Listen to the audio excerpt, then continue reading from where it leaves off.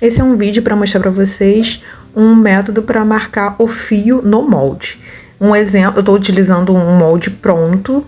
Escureci um pouco o vídeo para facilitar para vocês enxergarem, mas eu vou dar um exemplo como se eu estivesse fazendo a modelagem. É um vestido tubinho com recorte princesa. Então ele tem as partes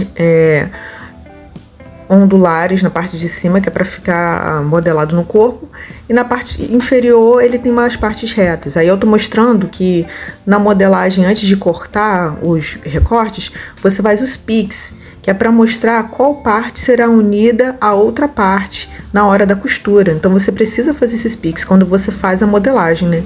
Para na hora da costura saber qual parte que será unida à outra.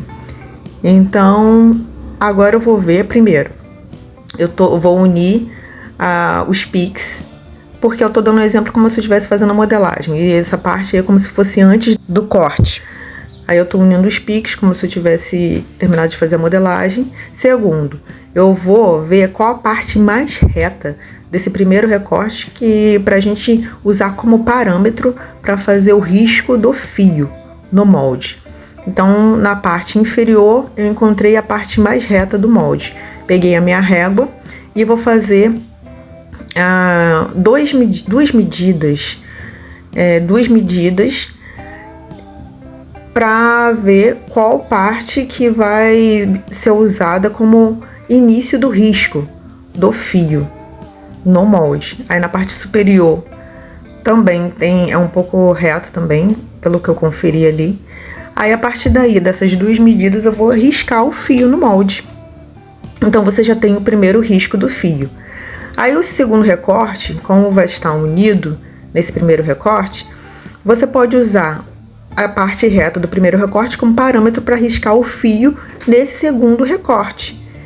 Então por isso que tem que fazer isso, o ideal é fazer isso antes de recortar as partes da modelagem. Aí eu tô mostrando que a parte de cima, nesse segundo recorte, é modelada ao corpo, que é o recorte princesa, e a parte inferior dela é a mais reta. Então, eu vou fazer a medida nessa parte inferior. Isso daí tudo antes de cortar. Eu tô explicando. Então, deixei um ao lado do outro, pra gente ter esse parâmetro, entendimento, pra ter esse entendimento. Então, a partir da parte reta do primeiro recorte, eu vou fazer a medição, tem que estar a mesma medida. As duas medidas que você fizer tem que ter a mesma medida, né? Os mesmos centímetros. Então, eu fiz a primeira medição e a segunda medição, na parte mais reta desse segundo recorte.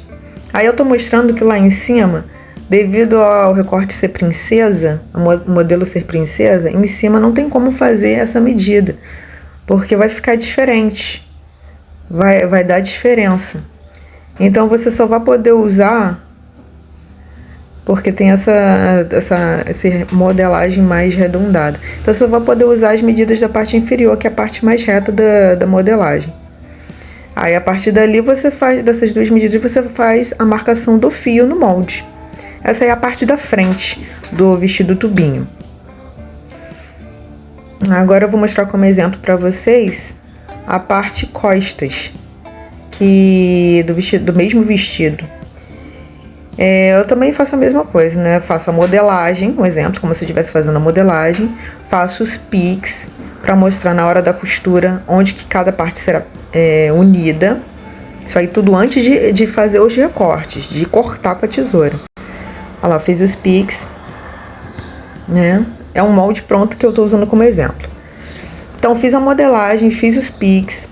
Aí agora, antes de cortar, eu vou fazer a marcação do fio, que é muito importante que esse molde esteja com o fio marcado, para na hora de você cortar, seu corte não saia torto. Então, atrás também ele tem o recorte princesa.